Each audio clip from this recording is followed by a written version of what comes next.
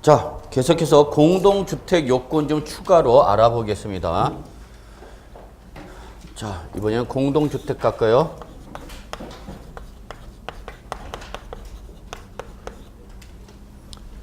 공동주택 일단 여러분 전용면적 기준입니다. 전용면적. 이게 다른 점이에요, 여러분. 단독주택과 다른 점은 전용면적. 총면적에서 뭘 뺀 거죠? 공용면적을 뺀 거죠. 그죠? 네. 총면적에서 뭘 뺀 거다? 공용면적을 뺀 거다. 그래서 전용면적 기준입니다. 그리고 역시 얘도 취득 당시 시가 표준액이 얼마 초과해야 됩니까, 여러분? 6억 원을 초과해 줘야만 고급 주택으로 본다는 겁니다. 조건 잘 보세요. 그러니까 여러분 기본적으로 고급 주택이 되려면 취득 당시 주택이 뭐가 시가 표준액이 얼마 초과된다?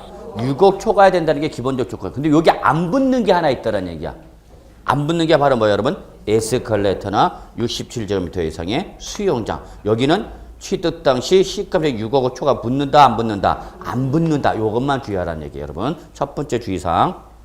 자, 그 다음에 공동주택일 때 전용면적은 여러분 단층형이냐 복층형이냐. 물론 일반적인 것이 뭐가 여러분? 단층형. 근데 최근에 지금 뭐가 늘어나고 있죠, 여러분? 복층형이 늘어나고 있죠. 다 아시죠? 뭔지 복층형. 무슨 구조? 2층 구조. 2층 구조. 그러다 보니까 2층형 형태의 복층형 아파트가 나오더라는 얘기야. 그래서 요건을 이걸 개정합니다. 이게 추가로 들어온 거예요. 원래는 이것만 있었죠. 그래서 단층형, 즉 일반적인 아파트일 때는 전용 면적이 얼마 초과하면 되느냐? 245제곱미터 초과하면 되는 거죠. and 뭐예요, 여러분? 취득 당시 시가표준액이 얼마 초과? 6억 초과. 근데 이제 2000년도 중반, 2000년도 초반부터 2002년도 아마 이 규정이 신설됐는데 2001년도 말에 신설됐고 그 다음에 개정이 됐는데 자 보세요. 2001년도 말에 개정될 때 신설될 때 복층형은 무슨 구조니까 2층형 구조니까 1층에서 2층으로 올라가기 위해 뭐가 필요해요, 여러분? 계단. 근데 여러분 아시다시피 계단은 공용면적이야, 전용면적이야? 공용면적이지. 일반적으로 계단은 누구나 다 사용하는 거니까. 근데 얘는 복층형이니까 전용면적 안에 뭐가 있는가? 계단이라는 공용면적이 들어가 있는 거야. 그러니까 얘보다 그만큼 공용면적만큼 계단 면적만큼 어떻게 되는가? 더 넓혀야 되는 거죠. 그래서 얼마? 274제곱미터 초과 이렇게 놨어요.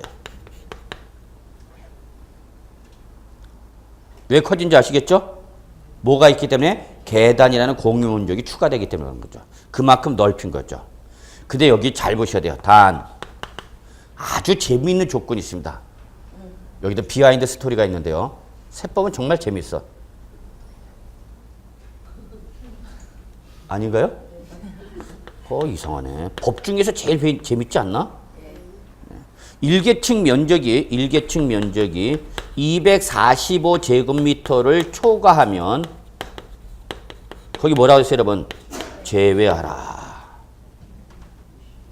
요게 신설된 다음에 추가로 개정된 규정입니다. 여기서 주의하시기 바랍니다. 제외는 어디서 제외하라는 얘기입니까? 고급주택에서 제외하라는 얘기야? 복층형에서 제외하라는 얘기야? 복층형에서 제외해서 얘는 단층형의 요건을 적용하라 그 얘기입니다.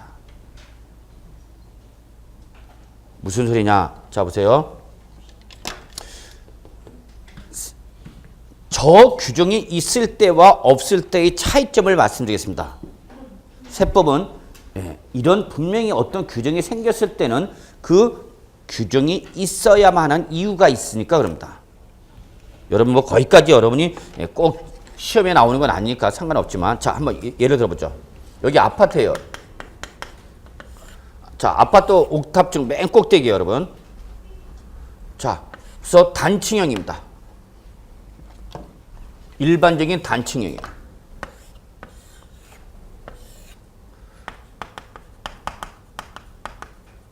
단층형이고요. 취득 당시 시가 표준액이 얼마 초과? 6억 초과. 이 조건 이거는 충족했습니다. 이제 면적만 갖고 따지는 얘기야. 그러면 단층일 때는 전용 면적이 얼마면 된다는 얘기예요. 245제곱미터 초과하면 고급 주택을 본다고 그랬죠? 자, 그래서 얘가 얼마냐면 250제곱미터예요. 전용 면적이 얼마다고요? 250제곱미터입니다. 그럼 얘는 고급 주택으로 판단해야 돼, 안 해야 돼요? 고급 주택이죠? 시가비는 6억 초과 이건 깔아놓고 가자는 얘기야. 모르지 뭐만 가지고 따져보자고 여러분. 면적만. 그럼 지금 면적이 250이니까 245 초과했어요, 안 했어요? 했죠. 그러니까 고급 주택 2단이다. 2단 얘기야. 근데 그 다음에 요즘 이렇게 규정이 있다가 무슨 아파트가 나오더란 얘기야? 복층형이 나오더란 얘기야. 근데 복층일 때는 맨 처음에 이것만 있었어요. 복층일 때 얼마 초과한다? 274제곱미터 초과된다. 단서가 없었어, 맨 처음에는. 그러니까 건설업자들, 세무 전문가들이 그래? 복층형일 때 얼마 초과하면 274제곱미터 초과할 때 고급 주택을 본다고 그랬지? 그러면은 자, 지금 이게 단층형이면 고급 주택이 아니에요. 맞죠? 단층형이면 245 초과했잖아. 그럼 요거를 단층형으로 하지 말고 뭘 하자는 얘기야? 복층형으로 만들자는 얘기야. 복층형으로. 복층형을 하면서 여기다가 다락방 형태의 무슨 구조로 만드는가? 복층형으로 만드는 거예요. 또 썼네 여기다가. 하여튼 머리가 더럽게 나빠요. 그러면서 다락방 형태로 여기 얼마였냐? 20제곱미터를 했어요. 구조변경해서 뭐로 만들었어? 복층형. 얼마? 20제곱미터. 자, 그러면 여기까지만 보세요. 단서 보지 마세요. 고급 주택이 아니에요. 응? 고급 주택이 아니죠. 복층형일 때는 얼마 초과된다고 그랬으니까 274를 초과해야 된다고 그랬잖아. 근데 이건 복층으로 만들 때 274를 초과시키지 않았죠. 그리고 고급 주택이 아니야. 아니지 않냐.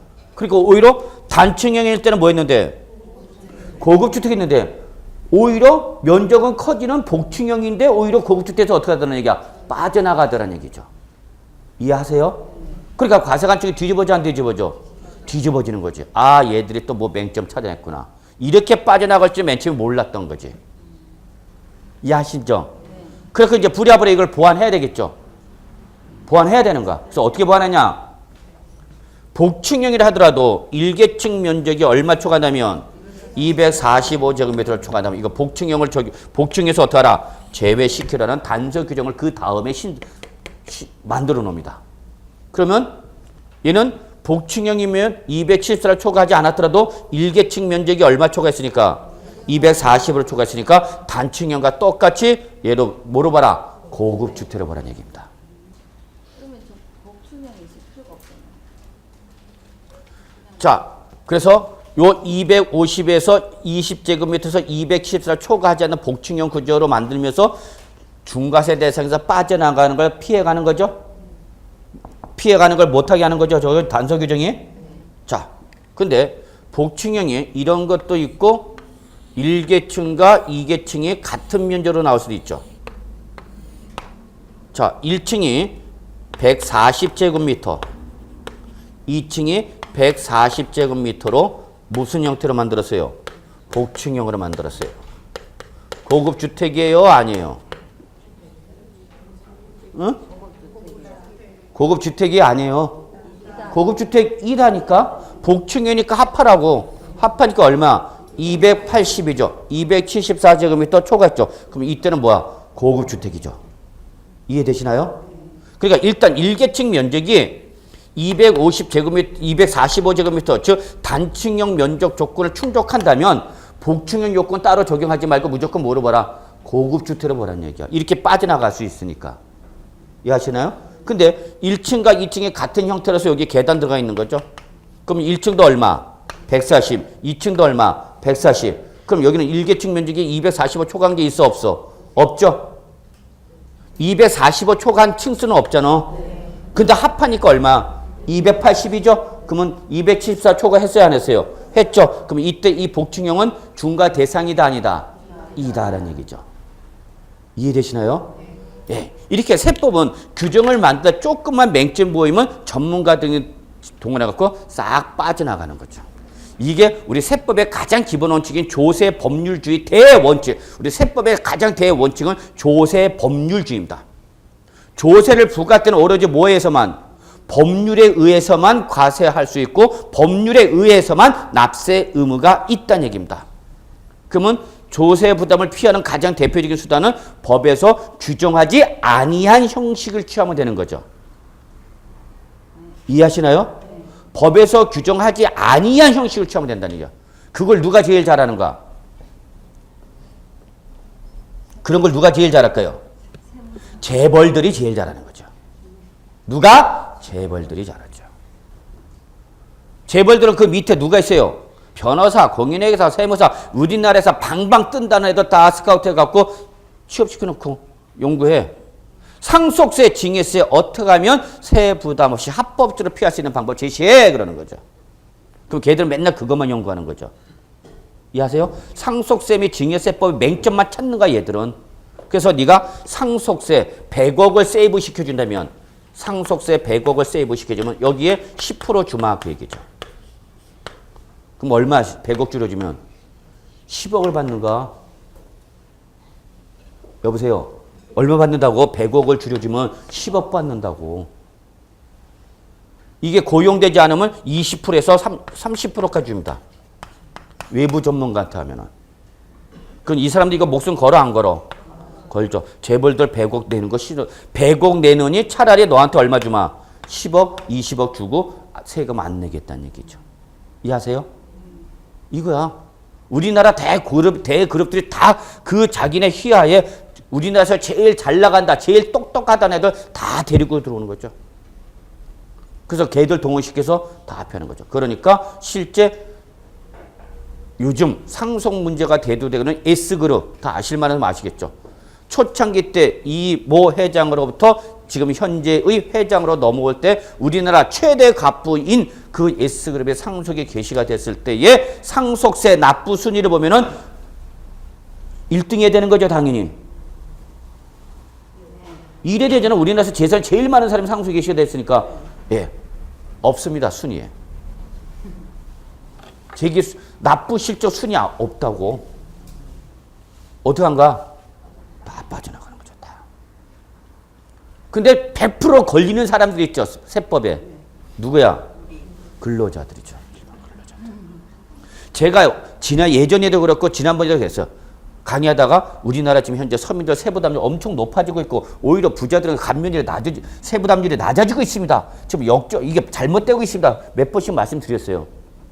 그 기억나시죠? 오히려 무차별적으로 일반 서민들이 내는 세금은 올라가고 있다고. 소득공제, 종합소득공제 잘못해갖고 소득공제에 대해서 세액공제 제대로 바뀌면서 세부담이 어떻게 돼서 다 증가돼 버렸죠. 웬만하면 지금 다 증가됐어요. 당초 정부에서 발표는 줄어든다 그래. 줄어들기는 개뿔. 실사 조사해보니 확인해보니까 다 올라갔죠. 지금 난리 났어. 근로자들. 환급은커녕 추가 납부한 문제가 발생하는 거야 지금. 그 지금 들고 일하는 거 아니야. 결국 들고 일하는 거야. 제가 그 전부터 얘기했잖아. 세부담률 엄청 높아지고 있다. 그 대신 누구들은 부자들은 세부담률이 계속 감소되고 있죠.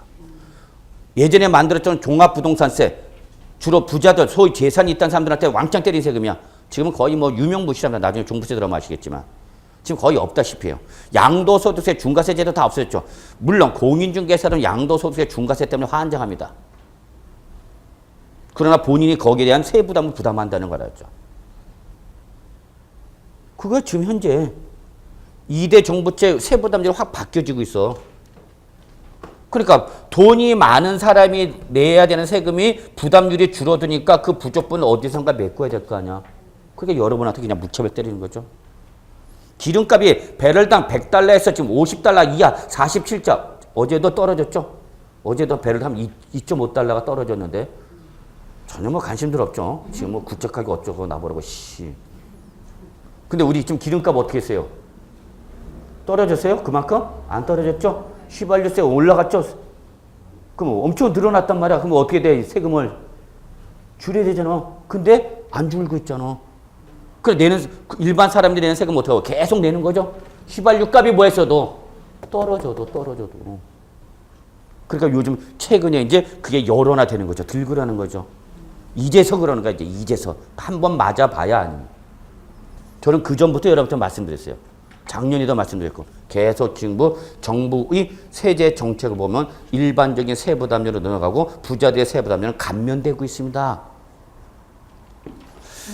자, 관심 가져줘요, 좀 세법에. 예. 이해되십니까?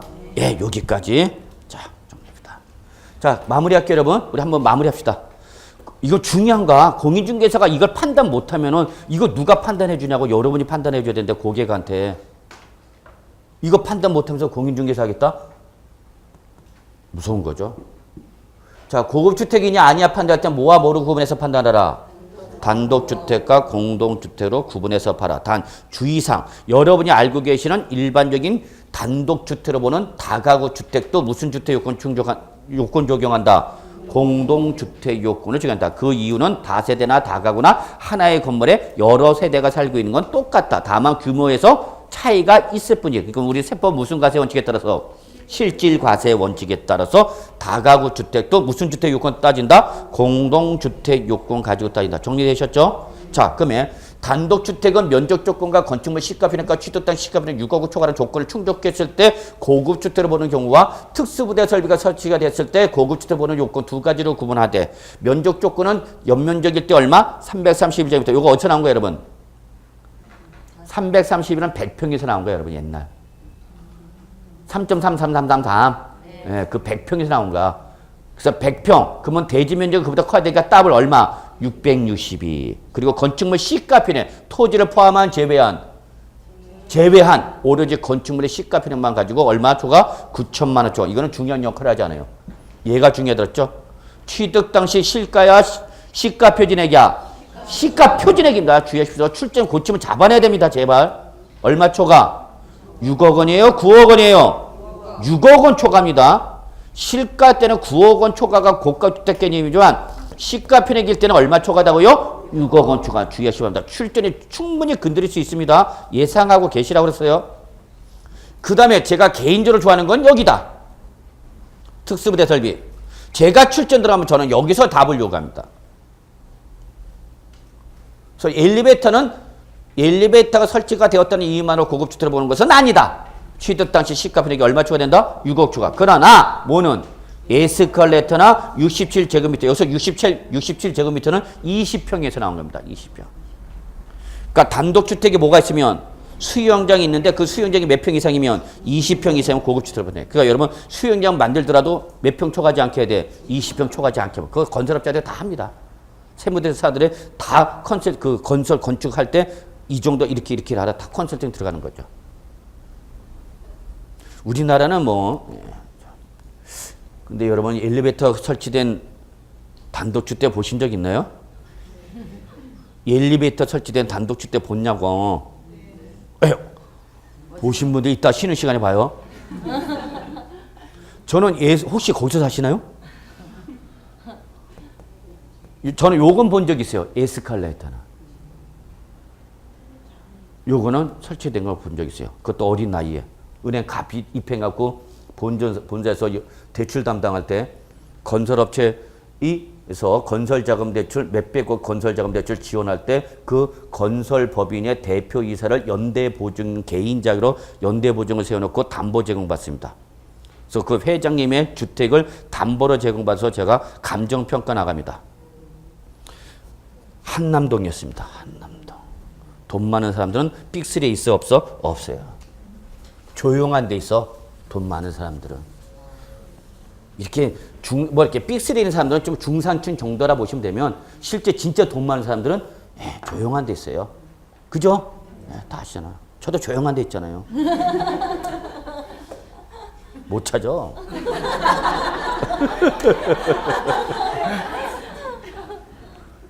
그래서 그 단독주택 감정평가 나가는데요. 소위 말하는 단독주택 딱 이렇게 언덕 위에 담벼락 높고 그래서 여기서 정문에서 본관 들어가는데 길이 꽤 됐어요. 물론 제 다리가 좀 짧은 관계상 시간이 일반 사람보다 좀 걸렸지만 꽤 걸어갔어요. 그리고 3층짜리 본관 건물이 있었어. 딱 들어가니까 여기 감정평가를 갖다가 모은해서 신분증 제시하고 이제 연락이 갔겠죠. 담보평가를 보다. 여기 뭐 있죠, 여러분? 큰 집에는 개새끼들 있죠. 근데 그 개새끼가 양놈 개새끼야. 그 있죠, 왜 독일 이렇게 쫙 셰파트 사냥개 같은 거 보기만 해도 무시한 개들 있잖아. 아, 무슨 이빨 으르르 두 마리가 여기서 그냥 지저대는데 걔들도 영어 독일어를 해. 으르르 하는데. 짖는데 이게 우리나라 꽝꽝 이게 아니야. 으르르르르 거리는데 이게 울려 땅이. 정말 놀래서 죽는 줄 알았습니다. 여기서 첫 번째 놀랐고요. 두 번째 본관 들어서 딱 문을 여는데 백화점에서 보던 에스컬레이터가 3층에 에스컬레이터가 설치가 되어 있는 거야. 90년대 얘기입니다. 그래서 에스컬레이터가? 그랬더니 거기 비서님이 여기 우리 회장님 부모님이 거동하시기가 불편해갖고 에스컬레이터 설치했다고 그러더라고요. 그래서 감점 요임이야, 가점 요임이야? 가점이죠. 특수부대 설비됐으니까. 그래서 그때 처음이자 이게 마지막입니다. 근데 엘리베이터가 설치된 단독주택은 본 적이 없어요. 제 눈으로 했을 거다. 자, 우리도 이런 데서 한번 살아봅시다. 자, 여러분 이거 정리되셨나요? 특히 이거 잘 보라고 했죠? 자, 그 다음에 공동주택은 뭐 갖고 따진다, 여러분? 전용면적. 자, 조건 하나 더 있습니다. 취득 당시 시가비는 6억 초과. 요거 얘기 안 했네. 요때에 단독주택일 때의 취득 당시 시가비는 얼마 초과? 6억 초과. 요거는 뭐를 말하는 거죠, 여러분? 주택에 대해서 공시된 가격이니까 뭐를 말하는 거예요, 여러분? 개별 주택 가격이라는 공시된 가격을 말하는 겁니다, 여러분. 공동주택일 때 취득 당시 시가비는 뭐를 말하는 거죠, 여러분? 그렇죠. 공동주택 가격이죠. 부동산 가격 공시 및 감정평가에 관한 법률에 따라서 매년 공시된 가액을 가지고 따지라는 얘기입니다. 공시된 가액. 자, 마무리하겠습니다. 일단 요 정도 하고요. 자, 그 다음에 여러분 107쪽에 과밀억제권역 안에서 중과세하는 경우, 그 다음에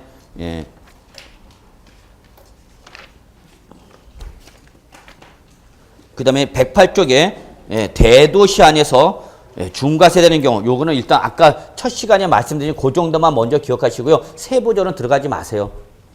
여기 들어가면 진짜 끝없이 들어갈 수 있는 부분입니다. 25회 때 여기서 나옵니다. 중과세 요건. 그것도 소지방세법 시행 규칙과 통칙에 있는 내용을 모릅니다. 15회 때. 그때를 빼고는 거의 나온 적이 없어요. 그러니까 이 부분은 그냥 아까 제가 말씀드린 과밀억제권요, 대도시, 그 정도까지만 일단 들어가세요. 너무 초기 단계에 확 들어가면 못 나오는 수가 있어요. 자, 그 다음에 여러분 어디로 가느냐면요. 112쪽 세율의 특례 가겠습니다. 별표 2개. 중과세 할 시간이 있으면 요거 아까 표준세례 3배, 표준세례 그 4% 더한 거, 또는 표준세례 3배다 4% 빼는 거, 그거 하려면 차라리 112쪽 4번 세율의 특례 이거 하시기 바랍니다. 얘는 2011년도 신설되면서 계속해서 시험에 나오고 있는 부분입니다. 계속 나오고 있는 부분입니다. 그러면 지금부터 요거 들어갔습니다. 이것도 한 번만 마무리, 왜 이런 규정이 있는가 좀 봐주겠습니다. 무슨 세율이에요, 여러분? 특례 세율, 세율의 특례죠. 자, 결론부터 말하면 특례 세율 적용 대상은 두 가지입니다. 첫째, 표준 세율에서 2%를 뺀 세율로 적용하는 경우 하나와, 그 다음에 그냥 중과 기준 세율 2% 빼는 경우 두 가지로 구분합니다. 그러니까 결론, 얘들은 표준세를 적용하라, 적용하지 마라. 표준세를 적용하지 마라는 얘기입니다. 근데 얘들은 여러분 세부담을 무겁게 하게 한 것이 아닙니다. 아까 중과세는 세부담을 무겁게 하게 한 거라면 얘들은 취득세와 등록세가 통합하며 가세담에 따라서 세부담이 증가되는 걸 줄여주겠다는 얘기입니다. 그래서 얘는 줄여주는 역할입니다.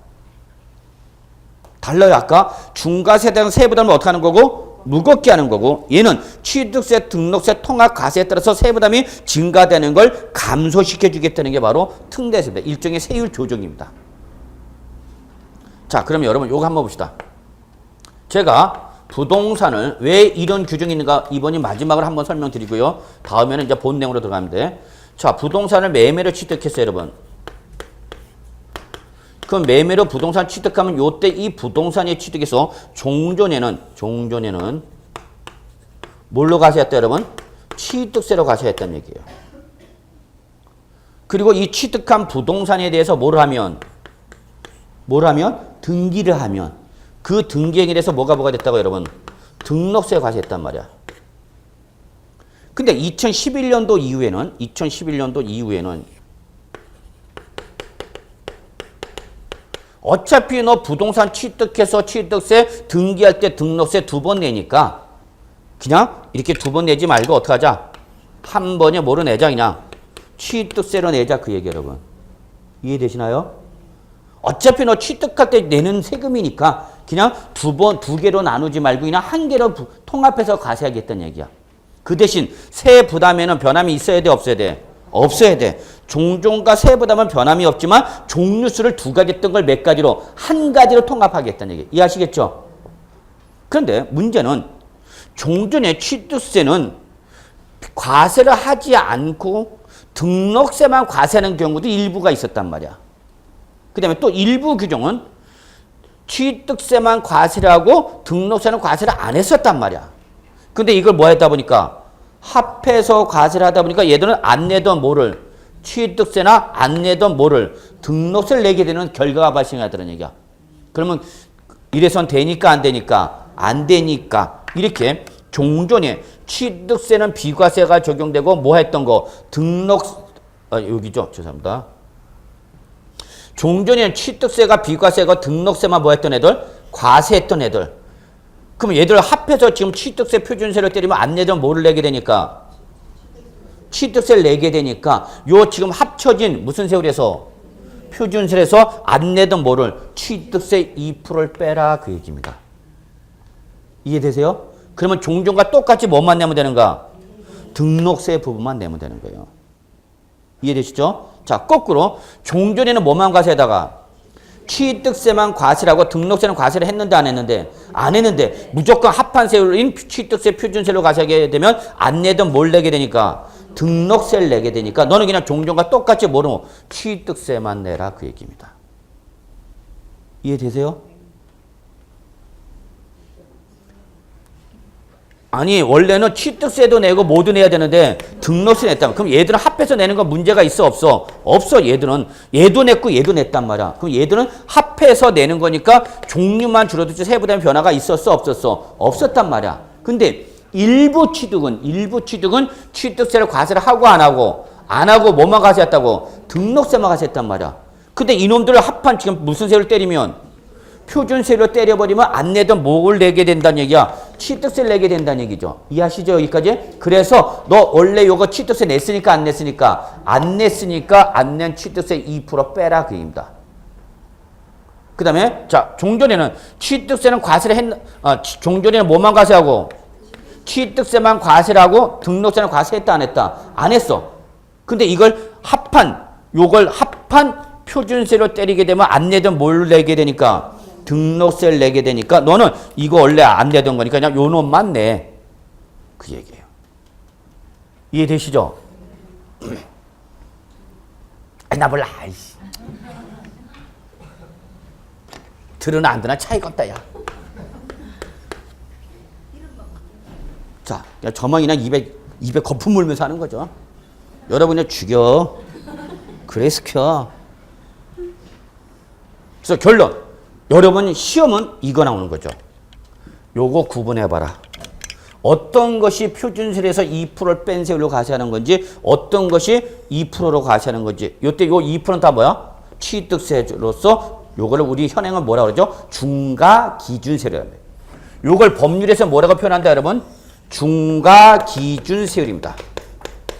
현재의 지방세법상 얘를 표현하기를 뭐라 한다? 중과기준세율. 그리고 요거는 종전 뭐를 말하는 거다? 종전 취득세 세율을 말하는 겁니다.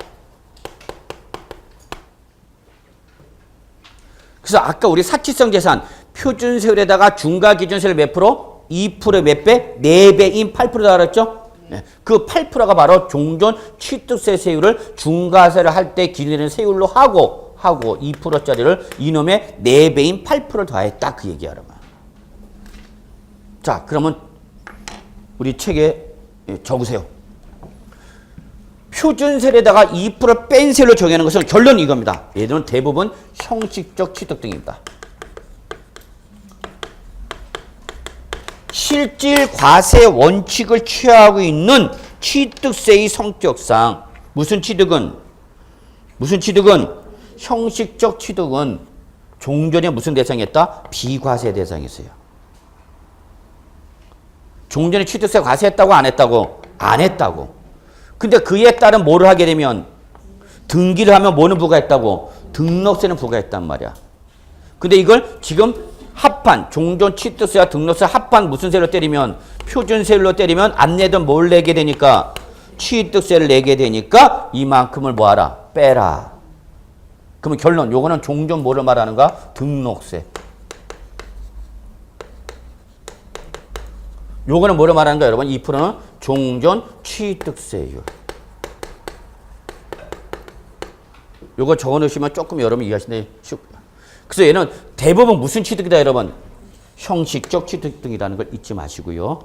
얘는 2%로만 과세하는 거. 중과기준세율 2%. 표준세율이 아니라 중과기준세율 2% 과세하라. 이게 바로 뭐냐? 간주 취득 등입니다. 이거 꼭 적어놓으십시오.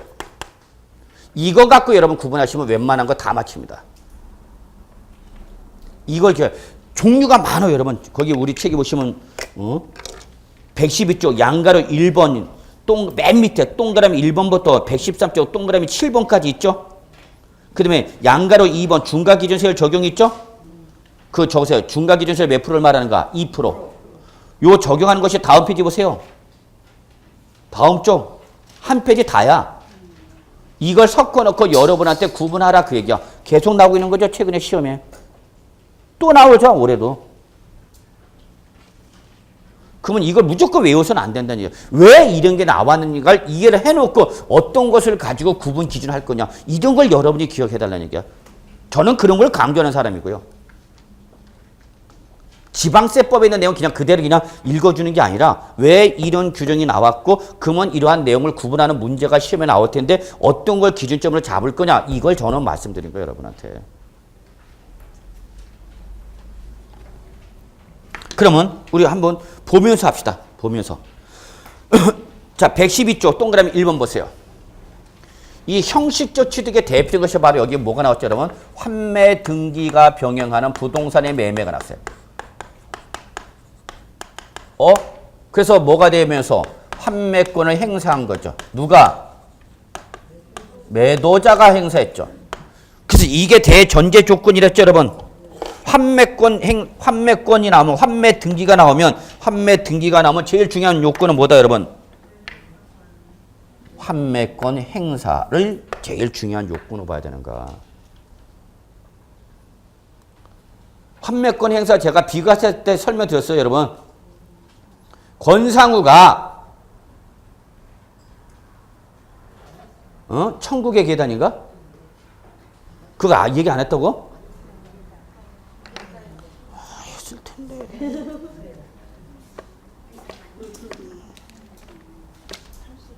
여러분 교재 어디 보시냐면요. 제가 이해를 돕기 위해서 좀 임팩트를 강하게 줘 그런 얘기를 하는데 89쪽. 89쪽 오셨어요? 양가로 2번. 표시되어 있어요? 안 되세요? 시뻘게 밑줄 그어져 있어요? 뭐가? 환매권 행사. 이게 중요한 조건이었죠? 자 보세요. 여기 보세요. 한번 봅시다. 여기 매도자가 있어. 매수자가 있어. 당사자 간에 무슨 계약을 체결하고? 매매 계약을 체결했죠. 그래서 소유권이 넘어갔어요? 안 넘어갔어요? 넘어갔어. 대가 지급받고 넘겼어. 근데 일반적 매매면 여기서 뭐가 일어났어? 취득이 일어났죠? 일어났죠? 자, 그런데 문제는 이 매매 계약을 체결하는 과정에서 여기서 옵션이 붙은 거죠. 어떤 옵션이 붙은가? 환매권이라는 권리가 옵션이 붙었죠. 이건 민법에서 하는 거야. 민법에서 환매권 아직 안 배웠나? 했죠? 다른 과목은 뭐 하는지 알 수가 없어. 나. 그래서 여기서 환매권은 누구의 권리야? 도자 거야? 수자 거야? 권리가? 응? 도자의 권리야. 권리야? 의무야? 권리야? 옵션이야? 영어로 말하면 행사해야만 하는 거 할 수 있는 거야? 할 수 있는 거야. 선택사항이란 얘기야. 그런데 그 선택사항인 매도자가 환매권이라는 조건부를 걸어놓고 매매한 거죠. 그래서 누구한테 넘어갔어요? 수자. 그러면 이때 이 수자는 명의는 넘어왔어 안 넘어왔어? 넘어왔죠. 그래서 취득했죠. 그럼 이때 취득세 과세 여부를 판단하라는 얘기야. 그러면 이때 이 매수자가 취득했는데 문제는 뭐가 걸렸으니까? 환매권. 그래서 후에 나중에 행사 기한이 도래가 되기 전에 뭐를 하면은 환매권을 뭐 하면 행사를 하게 되면 다시 누구로부터? 누구한테 가? 매도자한테 가는 거죠? 되돌아간단 말이에요, 여러분. 그럼 결론은 환매권의 행사가 되면은 소유권이 누구한테 갔다가? 수자한테 갔다가 다시 누구한테 되돌아왔어요? 도저한테 되돌아왔잖아. 그러면 사실상 소유권 이전 됐어요? 안 됐어요? 다시 원위치로 돌아왔잖아, 소유권이. 환매권이 재매매가 아니잖아. 매매 두 개가 아니라 하나의 매매로 다시 돌아온 거 아니야. 이해하세요? 매매가 이게 두 개가 독립돼? 아니야. 하나의 매매잖아, 여러분. 이거 민법에서 배웠잖아, 환매권. 그러니까 환매권의 행사한 것은 누구한테 갔다가? 수자한테 잠시 갔다가 다시 올라온가? 되돌아왔잖아. 그죠? 매매 계약이 두 개요? 한 개 이거? 한 개입니다. 한 개. 그래서 결론은 갔다 다시 되돌아왔으니까 사실상 소유권이 이전됐다고요? 안 됐다고요? 다시 누구한테 왔어? 도저한테 왔잖아요, 여러분. 누구한테 갔다가 잠시 간 거지. 다시 되돌아왔잖아. 그러니까 소유권이 변동이 있어 없어? 결론은 뭐가 이루어지면 행사권의 행사가 환매권 행사했다면 결론은 다시 왔잖아. 그래서 사실상 소유권 이전이 일어났어 안 일어났어? 안 일어났다는 얘기야. 그래서 우리 취득세는 무슨 과세 원칙에 따라서? 실질 과세 원칙에 따라서 뭘 했단 말이야? 비과세를 적용했단 말이야. 비과세. 그런데 이게 취득세와 등록세가 뭐가 되다 보니까? 통합되다 보니까 이 환매권 행사가 관련 법률에 의한 즉 징발재산 정리에 관한 특별조치법 등 법률에 의한 환매권 행사일 때는 그대로 뭐 해주는 거고? 그대로 뭐 해주고? 비과세 해주고 단순히 이 당사자 간의 매매 계약, 환매 등기가 변경되는 부동산의 매매일 때는 이때는 이건 니들의 계약에 의한 거죠. 그러니까 이 통합된 취득세에서는 이제 이걸 비과세 해주고 안 해주고? 안 해주겠다 그 얘기예요. 뭐 하겠다는 얘기야? 과세. 과세를 하는데 원래부터 얘는 취득세를 과세했었어 안 했었어? 원래는 취득세 과세를 했다고 안 했다고? 안 했다고. 무슨 규정 때문에? 실질 과세 원칙이 무슨 취득이기 때문에? 형식적 취득이기 때문에 종전에 요 환매권 행사가 이루어지는 취득일 때는 취득세 뭐 해줬다고 여러분? 비과세. 응? 원래 뭐 해줬다고? 비과세 해줬다고. 소유권 이전 됐으니까 안 됐으니까? 안 됐으니까. 근데 지금은 취득세와 등록세가 어떻게 됐어? 통합됐어. 통합되다 보니까 이제 비과세를 해주되 어떤 경우만 비과세를 해주고 징발 정리에 관한 특별 청산에 관한 법률, 징발 재산 정리에 관한 법률에 따른 뭐 했을 때만 법률이 할 때만 그대로 뭐 해주고 비과세를 해주고 단순히 당사자 간 부동산 매매 계약일 때는 이제 비과세 해준다 안 해준다? 안 해주고 뭐 하겠다는 얘기야? 취득세 과세를 하겠다는 얘기야. 근데 원래부터 얘는 취득세 과세를 했으니까 안 했으니까? 원래부터 했으니까 안 했으니까? 안 했으니까 취득세를 과세를 하되 그냥 종전 뭐만? 환매 등기에 따른 등록세 부만 과세하겠다. 그래서 결론. 환매 등기가 변경되는 부동산의 매매로서 환매권 행사가 돼서 누구부터? 도자로부터 누구한테? 수자한테 갔다가 다시 행사가 돼서 다시 누구한테 오면? 도자한테 오면은 사실상 소유권 이전이 일어나지 않으니까 똑같이 종전과 똑같이 취득세 과세를 해야 되니까 안 해야 되니까? 안 해야 되니까 요 매매일 때는 이때는 적으세요 여러분. 어디로 와야 되냐 다시.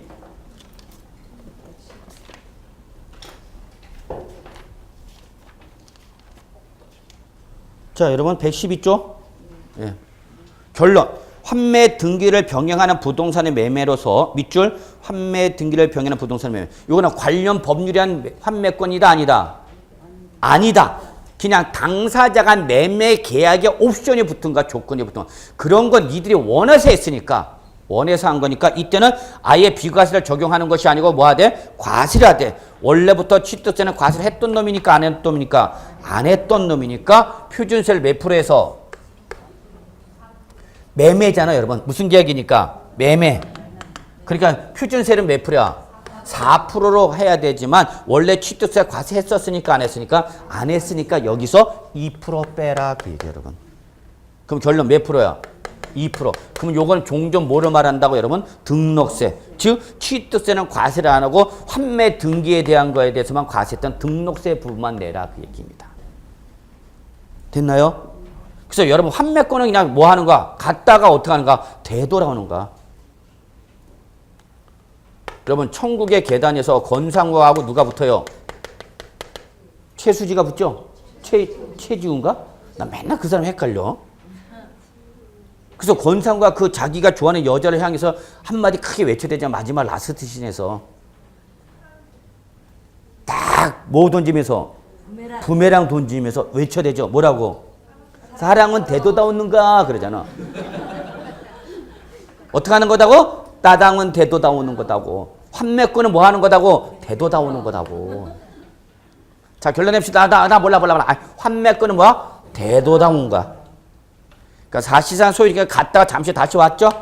그러니까 원래는 취득세 과세를 했다 안 했다? 개정되기 전에는 안 했다. 무슨 취득이니까? 형식적 취득이니까. 그러나 환매 등기가 이루어지는 것에 대한 뭐는 과세였다? 등록세는 과세했다는 얘기야.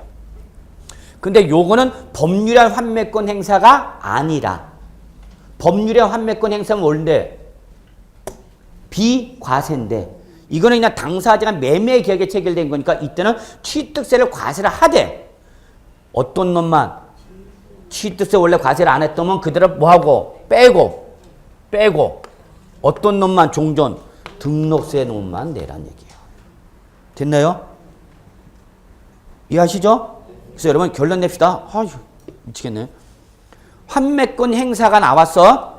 환매권 행사할 때는 갔다가 어떻게 했다고? 되돌아왔다고. 그러니까 우리 세법상 실질적인 취득이다 아니다? 아니다는 얘기야. 그런데 그 환매권 행사가 징발재산 정략하나 특별조치법 등 무슨 명칭이 나오면 법률이 나오면 그거는 강제적 환매권 행사가 그러니까 이때는 아예 취득세 뭐고? 비과세고. 아까 비과세 맞잖아. 됐죠?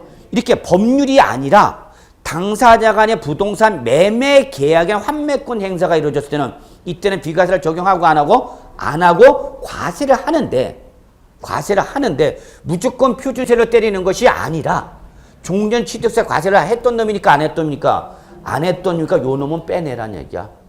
됐죠? 됐죠? 네. 안 됐어도 그냥 넘어가 여러분. 아 나 몰라. 그러면 넘어가요. 그건 여러분 모르는 건 여러분 잘못이 아니라 제 잘못이니까 그냥 넘어갑시다. 그리고 다음에 할 때 또 민법 등 다른 과목을 더 배운 다음에 오시면 또 이해가 돼. 그래서 이해가 안 되시는 분요 그냥 저를 씹으세요. 아 새끼 강의 더럽게 못되네. 나 같으면 그렇게 강의 안 했겠다 생각하시면서 다음 기회를 노리자. 그럼 돼요. 자 여러분 다 잘하시잖아요 여러분들은. 자 두 번째 갑시다. 두 번째는 상속으로 인한 1가구 1주택입니다.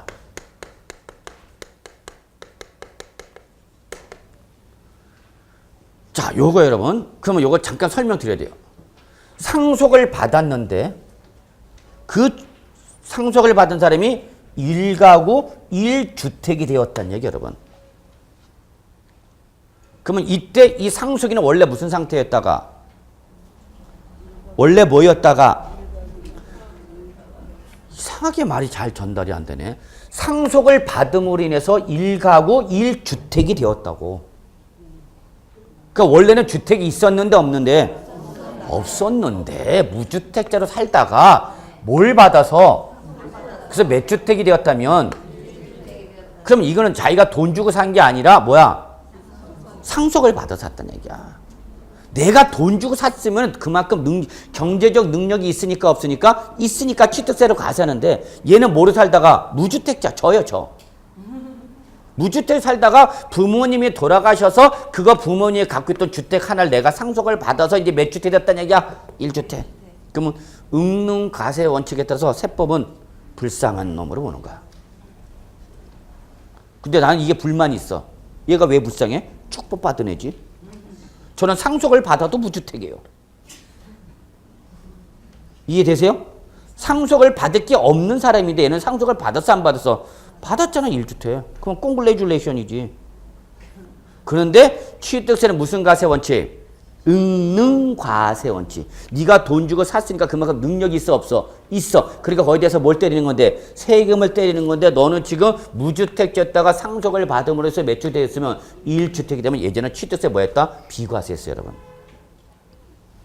취득세 뭐 했다고? 비과세. 과세 안 했단 말이야. 그러니까 주택을 상속을 받을 때 가능하면 누가 상속을 받겠느냐? 무주택자가 상속을 받으라 했어요. 그럼 그땐 취득세 과세하니까 안 하니까? 안 하니까. 근데 취득세는 과세를 안 하지만 상속 등기는 해야 되겠죠. 명의 변경해야 되겠죠. 그럼 뭐가 부과됐단 말이야? 등록세는 부과됐단 말이야. 등록세는 비과세를 못 해줘. 왜 못 해주냐? 등록세 비과세하자면 이 사람은 등기를 할 수가 없어. 등기소 가서 뭐 하려면 등기를 하려면 예전에 뭐가 있어야 된단 말이야? 등록세 영수증이 있어야 된단 말이야. 지금은 뭐가 있어야 된단 말이야? 취득세 영수증이 있어야 등기 신청을 받아준단 말이야. 그러면 등록세까지 안 나면 영수증이 없으니까 상속 등록을 못하죠. 그래서 뭐는 냈단 말이야? 등록세. 그 대신 뭐는 과세 안 했다? 취득세는 과세 안 했단 말이야. 근데 이제 이게 어떻게 됐으니까? 이게 어떻게 됐으니까? 합쳐졌어. 그래서 지금 상속을 받았을 때 표준세율이 몇 프로야? 일반적인 상속을 받았을 때 부동산 표준세율 몇 프로야? 2.8%죠. 그럼 이 2.8%는 종전 취득세 2%에다가 0.8% 더해서 2.8%가 된 건데 원래 2% 얘는 과세했으니까 안 했으니까 안 해도 됩니까? 여기서 뭐하라? 2% 빼라. 그러니까 이제는 몇 프로 되는가 여러분? 0.8%만 내라 그 얘기야 여러분.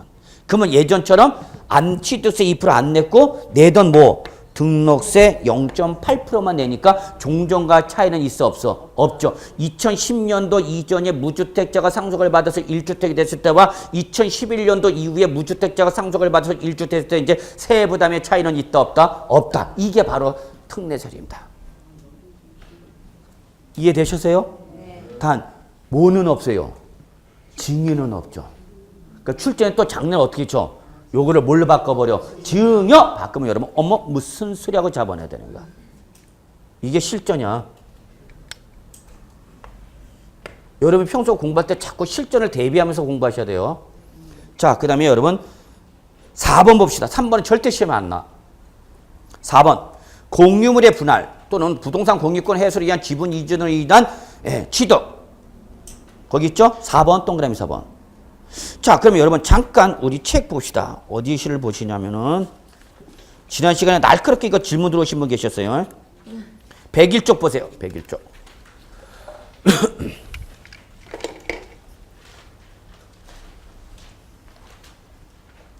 101쪽 오셨어요? 101쪽 오시면 박스에 여러분 공유물의 분할 그 밑에 합유물 및 총유물의 분할 이렇게 묶어놨죠. 그리고 묶어놓고 뭐라고 써주세요? 공유권의 분할이라고 그랬죠, 제가. 자, 여러분, 민법에서 공동소유, 공유권 배우셨어요? 안 배우셨어요?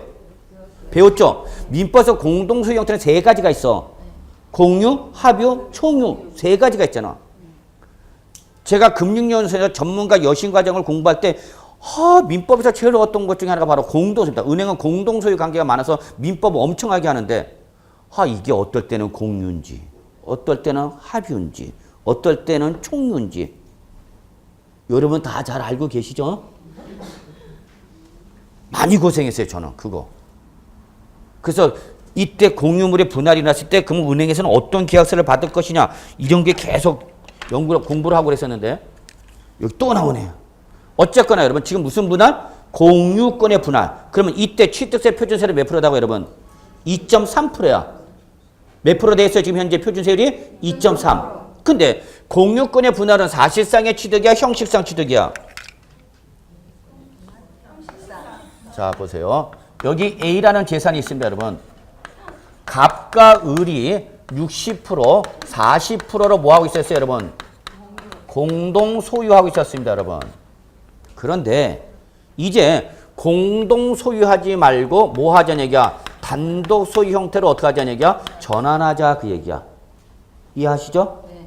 공동 소유했던 걸 이제 각자 찢어지자는 얘기 한마디로. 저희 집에서 제가 맨날 듣는 소리. 찢어져! 찢어져. 아주 뭐 싸라 그러면서 맨날 듣는 소리예요. 그래서 뭐 하자고 이제? 뭐 하자고? 찢어지자고. 이걸 찢어지는 게 바로 공유권의 뭐야 여러분? 분할. 모아가 있던 거를 더 이상 공동 소유하지 말고 뭐로 전환하자? 단독 소유 형태로 전환하자는 얘기야. 그래서 결론은 공유권의 분할은 한마디로 말해서 소유권 형태의 변환이죠. 소유권 형태의 변환에 불과한가? 그런데 자, 요거 갑은 누가 갖고 하고 갑이, 을은 을이 갖고 하는 거죠? 자기 지분율 변동 이시 없이 갖고 갔다. 이게 바로 지금 우리 거기 나오는 공유권의 분할 중에서 거기 가로 열고 뭐라고 됐냐면 지분율의 변동이 없는 거 이렇게 됐죠. 4번 맨 마지막 113쪽 죄송합니다. 113쪽 다시 올게요. 동그라미 4번 마지막 문구에 뭐라고 써요? 여러분 가로 열고 등기부 등본상 뭐 본인 지분을 초과하는 걸 제외한 거. 그러니까 이거는 지분율의 변동이 있는 거 없는 거? 없는 거. 그럼 여러분 보세요. 갑이 갖고 있던 거 누구한테 갔어요? 갑이. 을이 갖고 있던 거 누구한테 갔어요? 을. 이러한 공유권의 분할은 명의가 변동이 있어요 없어요? 없죠. 다만 뭐만 바뀌었어? 소유권 형태만 바뀌었을 뿐이죠. 그래 우리 세법은 실질 취득이다 형식적 취득이다. 소유권의 변함이 있어요 없어요? 없죠. 그러니까 우리 세법상 이건 실질 취득이다 형식적 취득이다. 형식적 취득이다는 얘기야. 그래서 종전에 취득세 과세했다 안 했다? 안 했어요. 그리고 무슨 등기가에 대해서? 분할 등기에 대해서만 뭘로 과세했어요? 등록세만 과세했단 말이야. 이해하세요? 그런데 지금은 합해진 아까 표준세를 우리 공유권을 분할 때 표준세를 몇 프로 하라고 그랬어요? 2.3% 정해놨죠. 그럼 안 내던 뭘 내게 돼? 취득세 내게 되죠. 그러니까 이때 공유권의 분할일 때에 법에서는 이러한 분할일 때 표준세율은 몇 프로 되어 있지만 2.3% 되어 있지만 2.3% 적용하지 말고 여기서 뭐 하라? 2% 빼라. 그러면 몇 프로만 때려라? 0.3%만 때려라 그 얘기입니다. 이해를 되시기 바랍니다. 안 되면 내버려둬. 고민하지 마. 다 제가 죽일 놈이에요. 자, 그 다음에 6번 갑시다. 6번. 민법 제834조, 제839조, 제840조 이거 다 지금 현재 개정안에 들어가 있어요. 개정이 될 줄 알고 2014년 12월 31일 뭐 개정, 신설 이런 말 써놨는데 다 뽕이야. 무슨 말인지 아시죠? 개정이 안 돼서 개정될 줄 알고 잡았는데 그러니까 나중에 개정되면 제가 별도로 시간을 내갖고 개정세법 해설을 할 테니까 그때까지는 개정이라고 표시된 건 보라 보지 마라. 보지 말라 그 얘기입니다 여러분. 자 그럼 갑시다. 민법 어쨌거나 6번은 뭐를 말하냐? 민법에 따른 민법상 뭐 하는 과정에서 이혼을 하는 과정입니다. 꼭 적으세요. 이혼에 따른 부부 공유 재산의 분할입니다.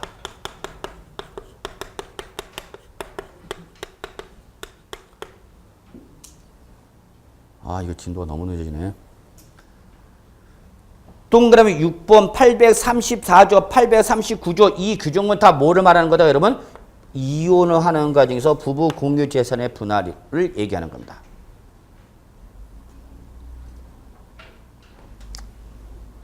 자 그래 오셨으니까 여러분 오신 보람을 하나 찾게 해드리겠습니다. 저거 지금부터 하는 건 무지하게 중요한 거야. 따로 적어 따로. 노트 필기를 하되. 왜 저런 규정이 있는가 합니다. 따로 적으세요. 이거는 아저씨가 보면 안 돼. 자 보세요. 뭐를 하는 과정에서 이혼을 하는 과정에서 여러분 재산 이전 형태는 두 가지가 있어요. 두 가지 형태가 첫째 뭐예요, 여러분? 위자료 지급입니다. 둘째가 지금 우리 민법에서 보고 있는 부부 공유 재산의 분할입니다.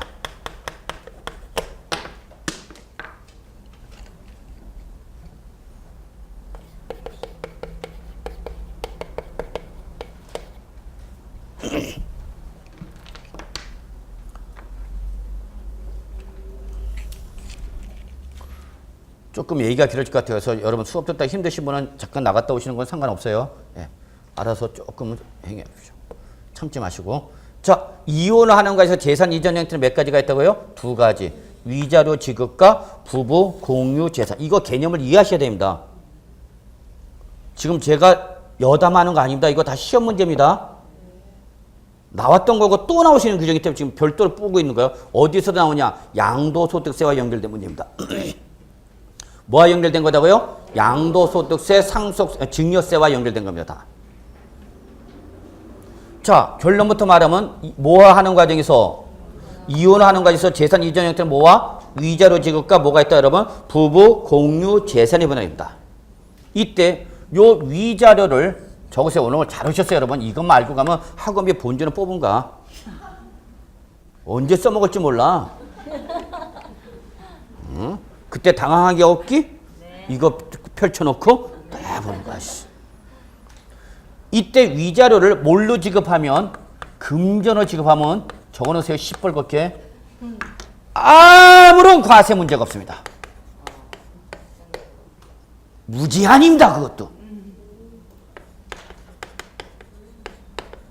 아무런 제한 없이 과세가 없습니다.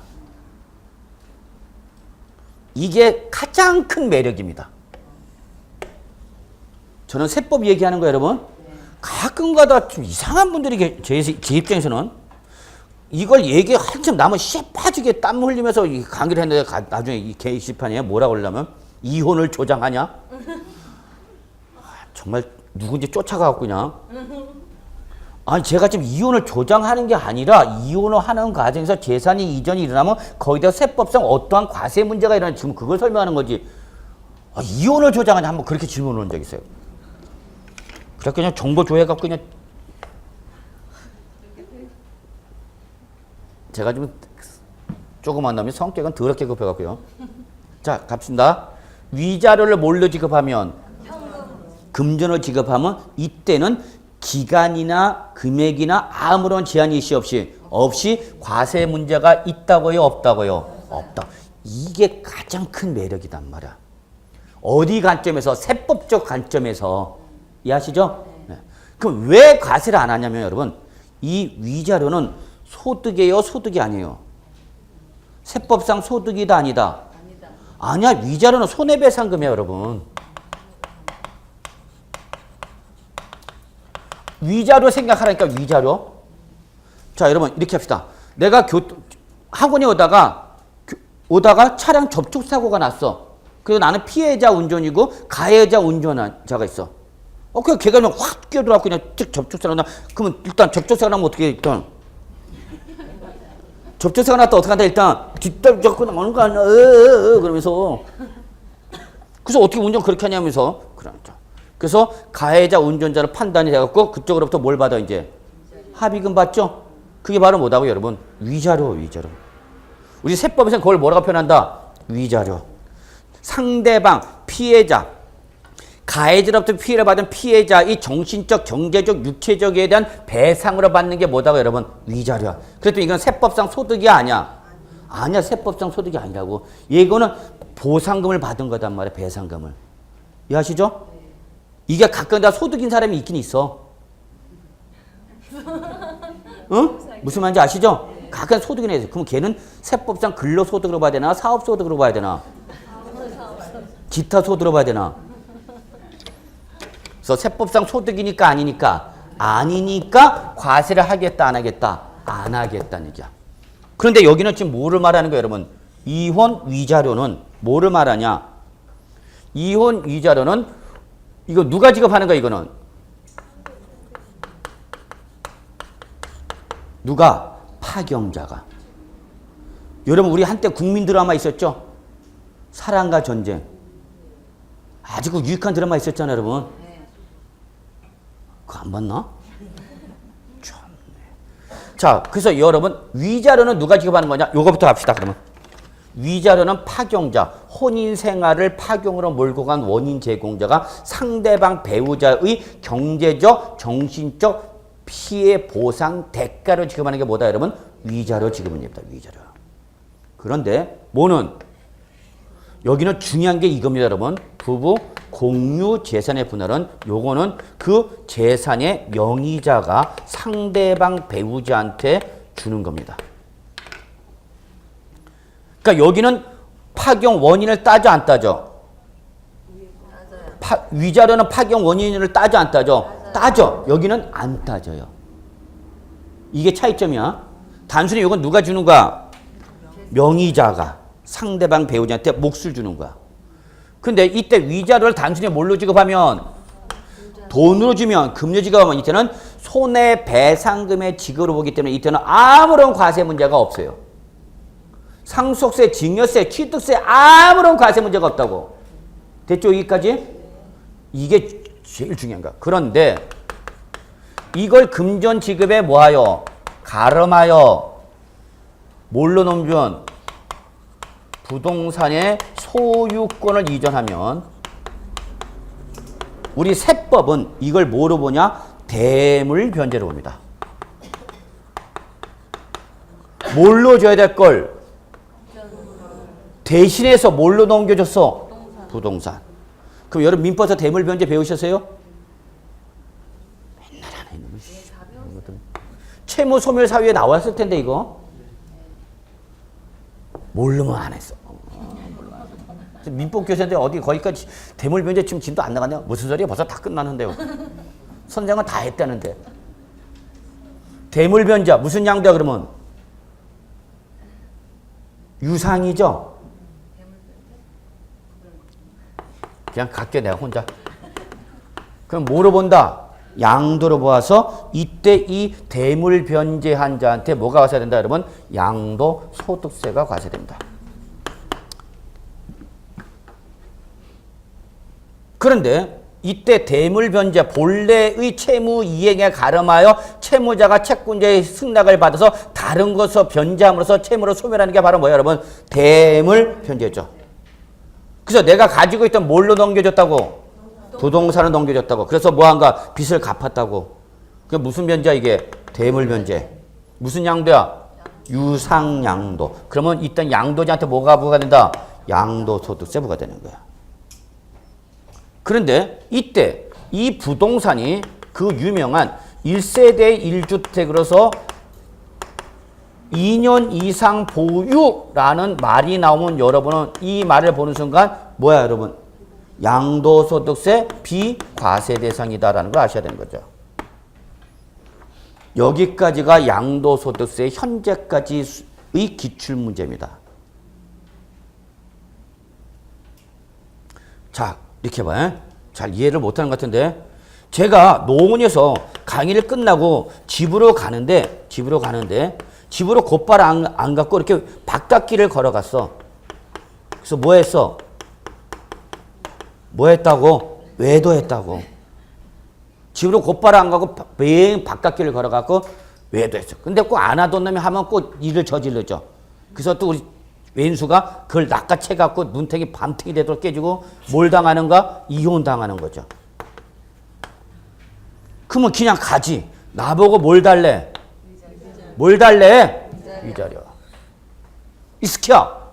네가 이거 했잖아. 그냥 나 너랑 못 살겠어. 신뢰관계 깨졌으니 더 이상 못 살겠으니까 이혼하자. 그런데 내가 그동안 너랑 살아오면서 내가 그동안 고생만 했지 않냐 스키야. 그러니까 이혼하면서 뭘 달라고 요구하는가? 위자료. 그래서 내가 그 위자료를 뭘로 주면 과세 문제가 없어. 기억해 달라고 했죠? 근데 제가 돈이 있어요 없어요? 없어요. 없어서 할 수 없이 갖고 있던 그나마 뭐 주택을 넘겨주는 거야. 이해하세요? 그러면 그래서 넘겨줌으로 인해서 소유권이 저로부터 누구한테 넘어갔어요 이제? 저한테로부터 누구한테 넘어갔다고? 처한테. 그러면 이때 이거는 뭐기 때문에? 대물 변제. 무슨 양도? 유상양도. 대가를 받았다는 얘기죠. 유상양도 대가 관계 존재하는 걸 말하는 거죠. 그래서 저한테 뭘 때린다고요? 양도세를 때린다고요. 그러면 괜히 안 하던 짓 하다가 한 번 했다가 걸려갖고 눈탱이 밤탱이 되고 깨지고 이혼당하고 이자료 달래서 돈이 없어서 뭘로 넘겨줬더니 부동산 넘겨줬더니 나한테 뭘 때리는가? 양도세 때리는가? 불쌍해 안 불쌍해? 불쌍함을 느껴줘야 돼. 그래서 요때 그래 양도세를 때린다? 그러면 이걸로 주자. 뭐 1세대 1주택 2년 이상 보유한 주택을 넘겨주면 이거는 소득세법상 무슨 대상이니까? 비과세니까 과세를 한다 안 한다? 안 한다. 아 그러면 요걸로 주면 되겠구나. 여기까지가 시험에 나왔어요. 여기서 이제 업그레이드 될 수 있는 게 있어요. 요건 양도소득세 설명드리고요. 자 그래서 여기서는 결론은 뭐예요 여러분? 이걸 봐서는 결론이 뭐예요 여러분? 응? 현금으로 받자? 아니죠. 진짜 중요한 결론은 이거죠. 걸려서는 안 된다. 걸려서는 안 된다. 이게 진정한 프로의 길이죠. 그래서 저는 아직까지 한 번도 안 걸렸어요. 자, 여기까지가 위자료 지급이에요, 여러분. 꼭 기억해 두셔야 돼요. 이것 때문에 뭔 일이 나중에 또 발생돼요. 자, 이번엔 무슨 재산이에요? 부부, 이건 정의를 아셔야 됩니다. 자, 일단 부부 공유 재산과 전유 재산 또는 고유 재산이라고도 합니다.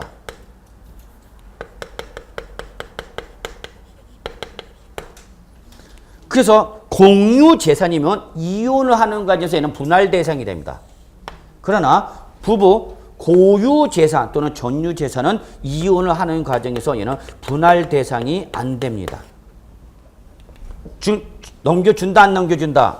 안 넘겨준다는 얘기입니다. 자, 이해를 돕기 위해서 딱 한 번 설명드립니다. 부부 공유 재산 개념만 잡으시면 돼요. 제가 여러분 학원에서 강의를 합니다.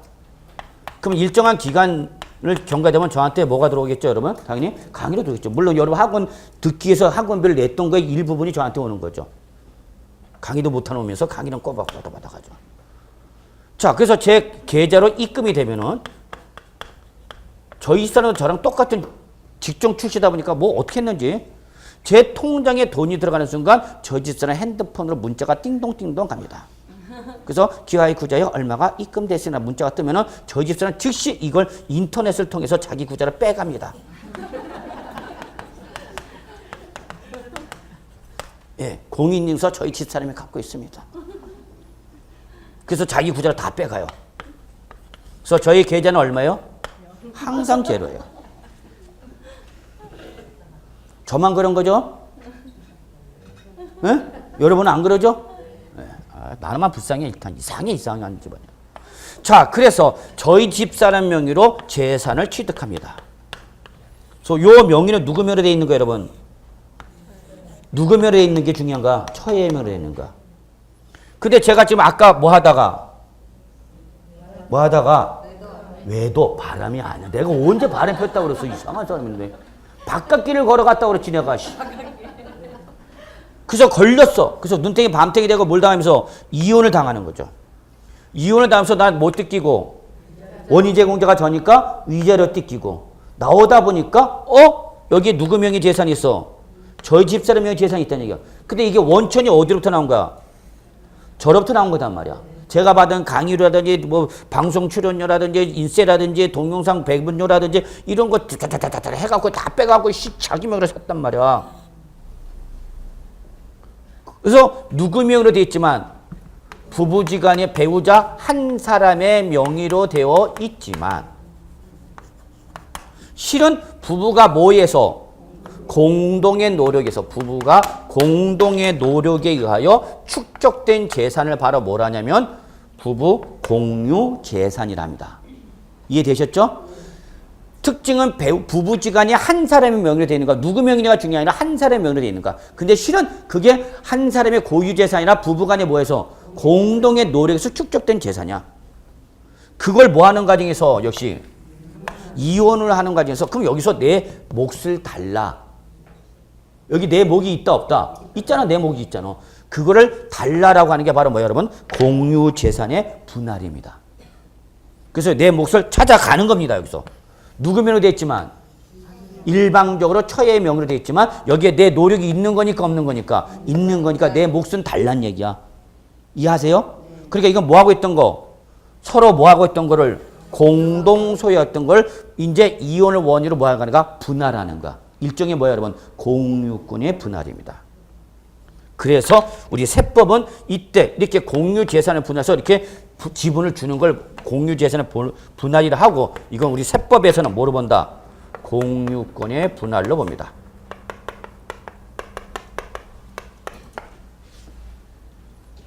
또는 이렇게 볼 수 있을 뿐만 아니라 실제는 이겁니다. 근데 어쨌거나 배우자 간의 명의가 넘어간 거죠? 부부지가 넘어간 거잖아. 그럼 요거는 이때 제가 받을 때 실제 대가를 지급한 건 지금 받을 때 대가를 지급한 건 있어 없어? 없죠. 제 몫만 차지한 거지 실제 이거 받을 때 내가 따로 대가를 지급한 건 없잖아. 그럼 요거는 다 뭐에 해당하냐? 상속의 무상으로도 보는 거야. 세법은.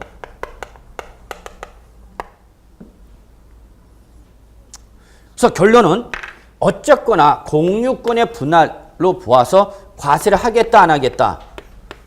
하겠다 안 하겠다? 안 하겠다입니다. 결론. 과세 안 합니다. 이것도. 자, 지금 이혼하는 과정에서 재산이 이전이 일어났더라도 과세가 안 되는 걸 잘 보란 얘기야. 그래서 결론은 여기도 역시 뭐 증여세나 양도소득세 등 과세한다 안 한다?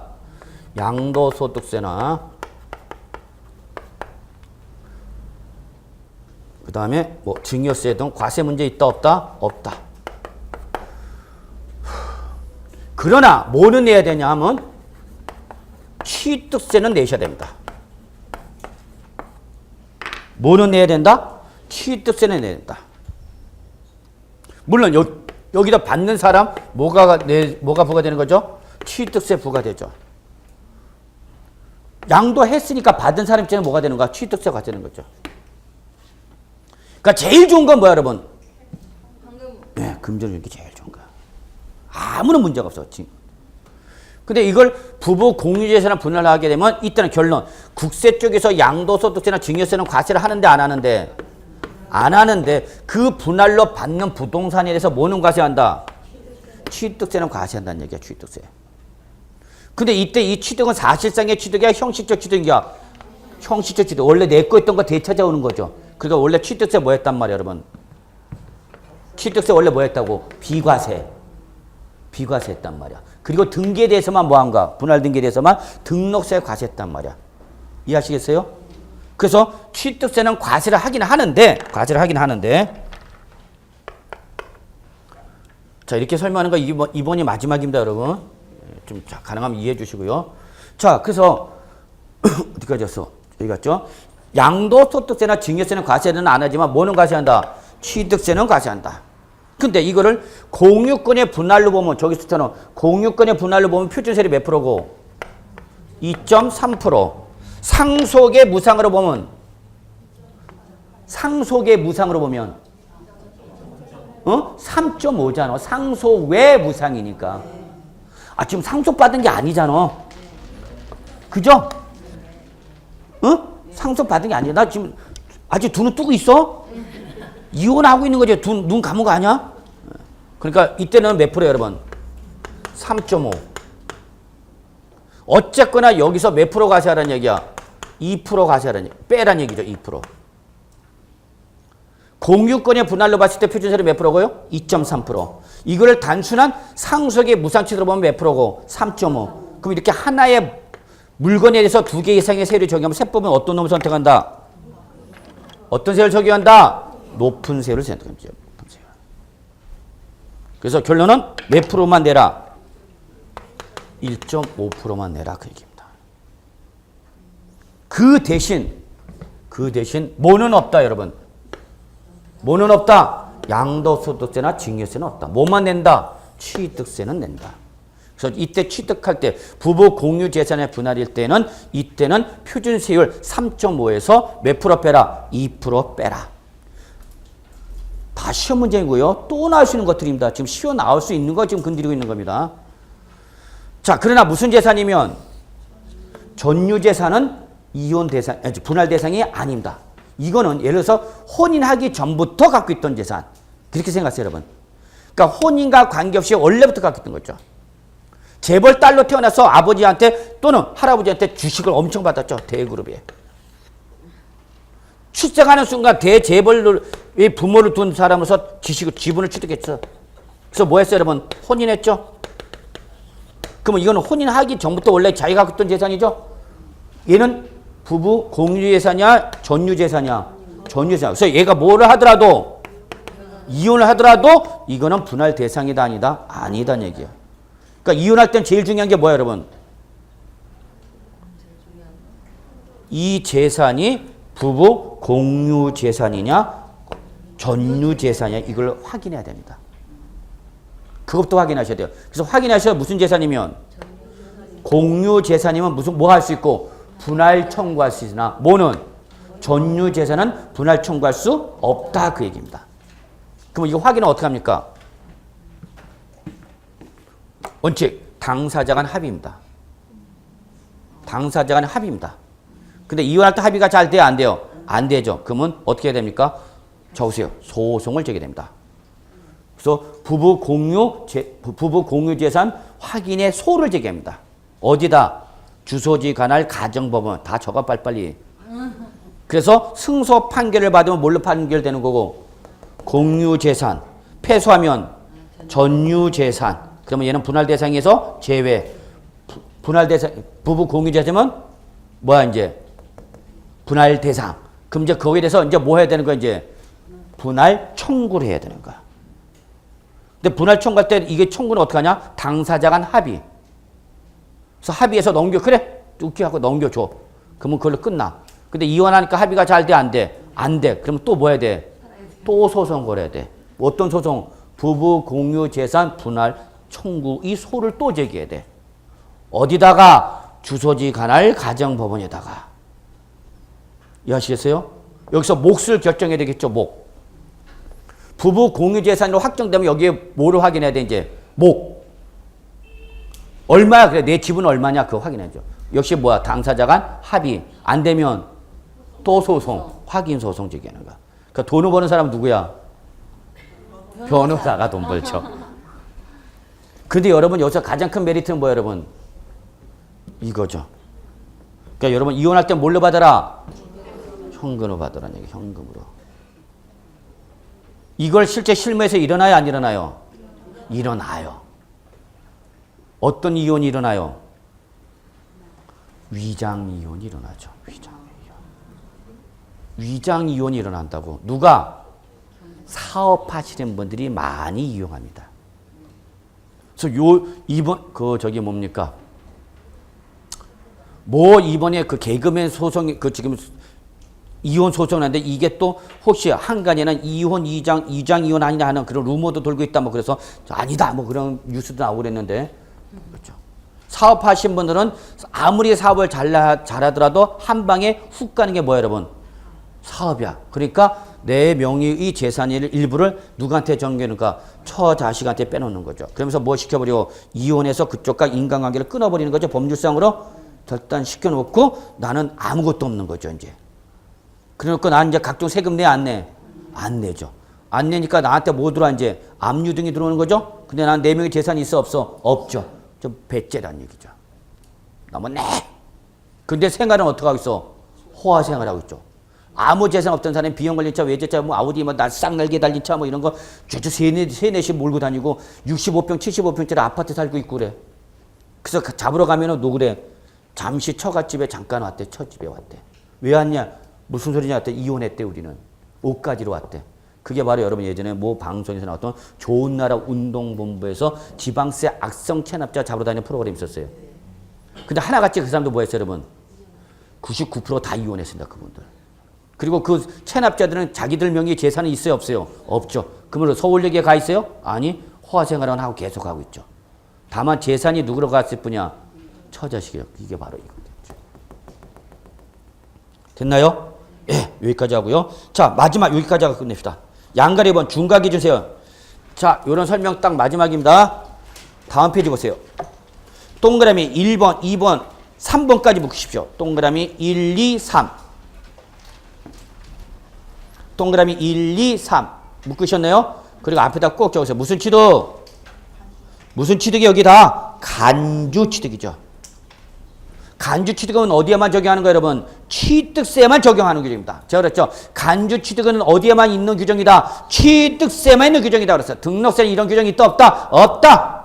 그래서 예전에는 이런 간주 취득일 때 뭐만 가서 했던 거고, 간주 취득 때 뭐만 가서 했고, 취득세, 등록세는 과세했다 안 했다? 안 했어. 근데 이게 지금 합쳐져서 무슨 세로 때리면, 표준세를 때리면 안 내든 뭘 내게 되니까 등록세를 내게 되니까 이런 간주 취득일 때는 표준세를 내지 말고 그냥 종전에 내던 취득세를 몇 프로? 2%로 내라 그 얘기야.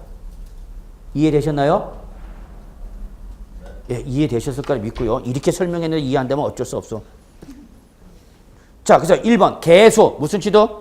간주 취득. 단 가로 열고 증축, 개축 또는 개순에서 자 밑으로 합니다. 건축물 면적이 어떻게 하여? 증가하여. 이때는 무슨 세를 적용하랬어요, 여러분? 원시 취득세 2.8% 때리라 그랬죠? 그때는 제외한다. 어디서 제외하라? 어디서 제외하라? 특례세율 2% 적용 대상에서 제외하라 그 얘기죠. 그러니까 증축 등에서 건축물 면적의 증가 여부를 확인하셔야 되니까. 자, 보세요. 꼭 적어놓으세요. 자, 건축법에서 건축 중에서 신축과 재축을 제외했다 그랬죠? 자, 봅시다. 건축은 다시 신축, 재축, 증축, 개축, 이전이 있지만 우리 세법에서 중요한 거는 신축과 재축과 증축과 개축이고 이때 신축과 재축은 무슨 취득이고 원시 취득. 그러니까 무슨 취득이야? 실질 취득이죠. 요거부터 할까요?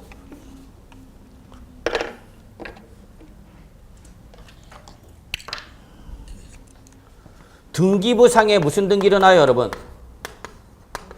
보존 등기죠. 여기는 무슨 등기 일어나요?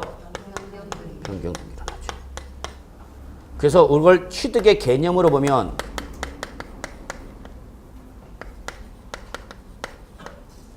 여기는 무슨 취득이고? 실질 취득이죠. 여기는 무슨 취득이고? 간주 취득이죠. 그러니까 여기는 과표는 무슨 가액이고? 건축물 무슨 가액이고? 전체 가액이죠. 맞잖아. 실제 취득 가액이니까. 여기는 무슨 가액이고? 무슨 가액이고? 무슨 취득이니까? 다시 한번 강조합니다. 간주 취득 그럼 무조건 과세되는 가액이 어떤 가액이라고? 증가한 가액이라고. 그러면 이때 적용되는 세율은 어떤 세율이고 여기는 원시 취득일의 몇 프로? 2.8%죠. 근데 여기는 세율을 적용할 때 한 번 더 따져라 그입니다. 뭘 따져라? 건축물 면적의 증가가 있니 없니를 물어봐서 증가가 있으면 원시 취득세를 몇 프로 때리는 거고 2.8%. 없으면 특례세율 2%. 꼭 적어놓으시기 바랍니다. 그 어디서도 정리 못 해주는 겁니다. 뭐가 있거나 개수가 있거나